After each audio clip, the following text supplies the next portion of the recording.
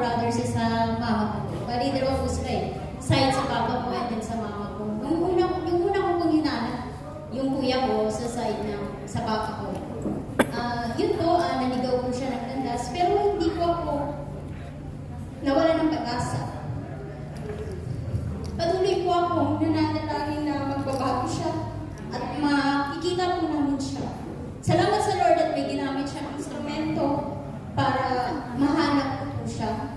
Umattend po ako ng 35th anniversary nung bago po ang pandemic sa gawain po natin sa Amber.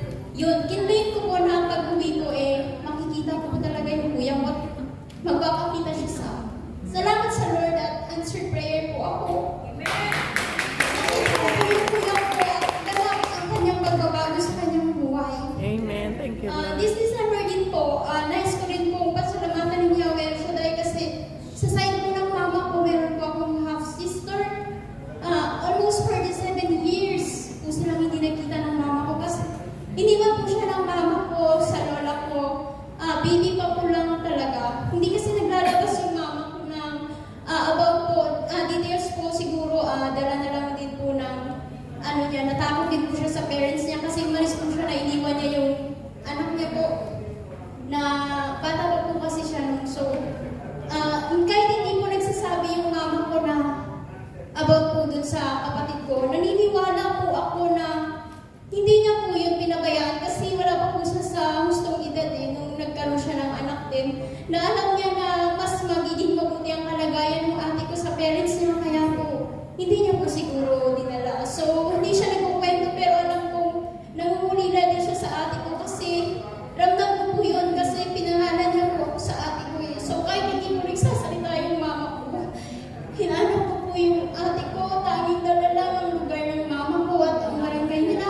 Salamat sa Lord at may ginamit po ang Lord din na tao na magdadala sa akin doon. Glory to God, nahanap ko po yung ate ko at dinala ko po sa akin para mag-festival yung mama ko.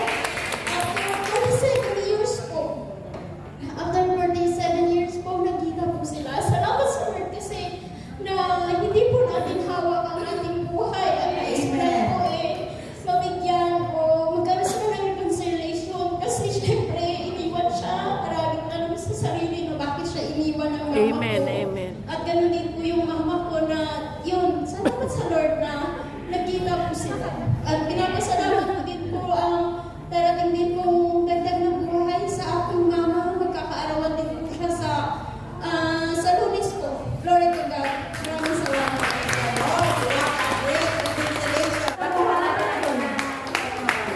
Anong pangalan ka pati? Jenny Flores po. Ako lang po. Ilapit. Medyo matagal na po. Microphone. Sa gitna. Ikaw po siya nakalitin na. Hello? Bago po ako pumunta dito, sa Choi po may nadaanan po ako. Nanlilimos na matandang Chinese. Nilagpasan ko po siya pero parang may naano sa puso ko.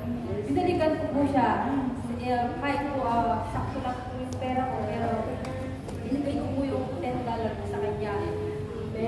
Nakita ko po sa kanyang mukha na sobrang saya po niya.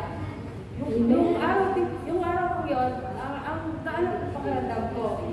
Kinabukasan po, hindi po ako ng pag-market money sa amo ko. Nabigla po ako, binigyan niya ako ng 1,000. Dahil po, yung $10 na saktong pera ko, binalik ni Yahweh, ni David. Amen! Ang pangalawang kwento ko po, during pandemic po, nakiusap ako sa amo ko na maghiram ng 5,000 pambili ng laptop kasi po that time, online po yung mga anak ko. Binigyan niya po ako, pero sabi niya po sa akin, itong perang to, sabi niya, ibabalik mo to kasi kung ikaw ang aalis sa amin, wala kang makukuha ng service. Pero kapag kami ang umayaw sa inyo, may long service ka. Sabi niya, okay ma'am, sabi ko. Pero hindi ko po inano yun. Basta ginagawa ko po sa prayer request ko, sinasabi ko po kay Yahweh, Lord, salamat po sa long service na ibibigay mo. And tapos po, ito itong May na to, na-contract ko ako, 6 contract sa 12 years. Tapos sabi niya po sa akin, Jelly, di ba dami na yung last service mo, ayaw mo pang bawasan. Sabi niya po gano'n. Kaya, at sa kaya Pahingin na. bukas po, 50 years old na po ako. Kaya, Happy birthday! Hindi mo madali ang buhay dito, yung nagpapaaral ka ng 3 anak, 2 college, private, isang grade 11. Pero po sa biyaya at tulong ng Panginoon, Kayang-kaya. kaya-kaya, hindi mo ako Amen. nawawalan. Pag po naisip ko, ay sana naman po ako kukuha ng pambayad ng mga anak ko. Pero kung wala pa po yung due date, may binibigay na po na. Lord. Kaya po maraming salamat po. Binabalik ko po ako lahat ng pagpupuri, pagsabat sa salamat sa ating dakilang Diyos. Maraming salamat po, Yahweh. Salamat po, Lord. Salamat Hindi po, Holy record. Spirit. God be the glory. Okay, sa sharing na nagbigay lang siya, Sister. Kaya yun talaga ang pinakasabi sa ating gawain. The more you give, the More you receive. So, nakakapagpapit din nyo yung ano nyo, yung mga nakapasangkat nyo kay Lord. Kahit simple yan, pero pag pinas natin ang Panginoon, lalo tayo pinaparanas ng magagandang bagay. Amen. Sino pa? Yung mga pinagpala.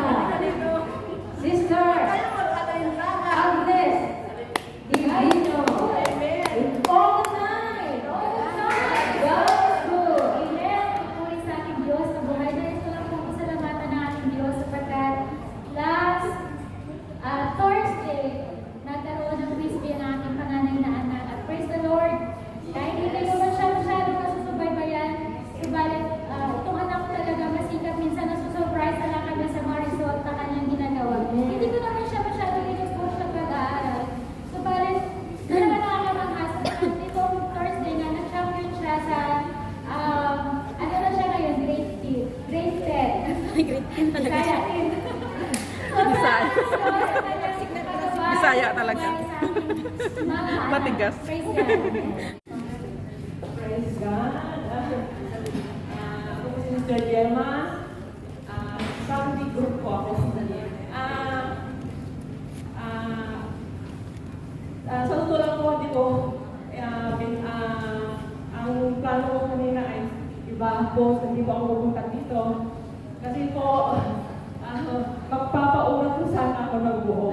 Pero po, iba po talaga ang plano ng Diyos. Amen! Kasi po, ang araw na ito po ay ang aking karawan.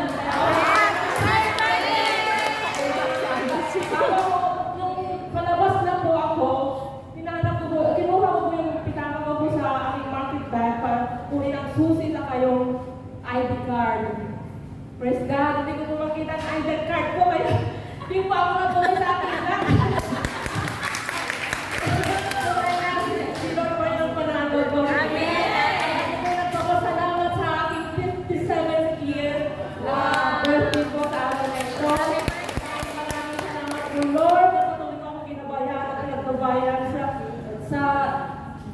until now, Panginoon. Maraming salamat po na maraming salamat po din po sa lahat po ng biyaya at pagpapalang patuloy mo pinagkakaloob sa akin at sa aking mahal sa buhay at sa lahat ng mga problema at mga pagsubok na aking napagtagumpayan. Hindi mo po ako iniwan, hindi mo ako pinabayaan. Kaya Lord, maraming salamat po kasi kayo po ang pinakataas ng pagpulit pagsamba. To God be the highest glory. Amen!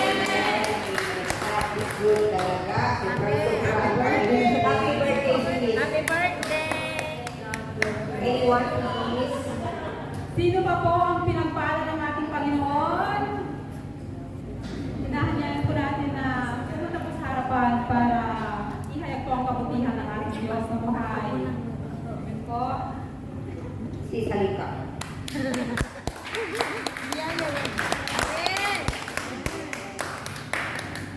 Praise God. Hallelujah. God is good? All the time!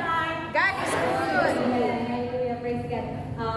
Bali, Sunday po talaga yung off ko, pero since alis na naman yung boss ko, papuntang China, ipinalis na naman po. Pero praise God pa rin po dahil nandito ako. Patuloy na at pagpuri sa Kanya. Amen? Amen! Maraming salamat po sa Sunday group, ay sa Saturday group at feel na feel ko talaga yung openness nila at yung pagtanggap ko. Thank you. Isa pa po nakatutuo ko po yung nung nagpunta po kami, may time ba? Yes. Nung nagpunta po kami ng China na yun nga po nabangga yung sasakyan namin. Pero praise God, kasi yung bumangga sa amin po, gabi na po kasi yun, yung bumangga sa amin, nakatuto ko na po dati, pero dahil sa kabutihan ng Diyos, hindi po ako masasawang i-share sa inyo.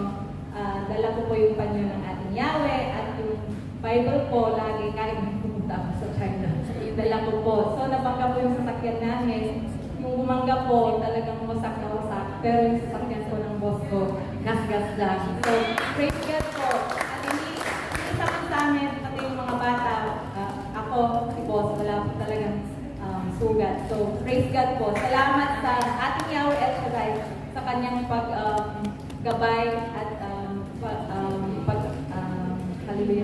paggabay sa ating lahat. Amen. Sabi nga, kapag si Yahweh ang iyong pinuri at sinamba, kahit saan ka magpunta, ikay kanyang sasama. Amen.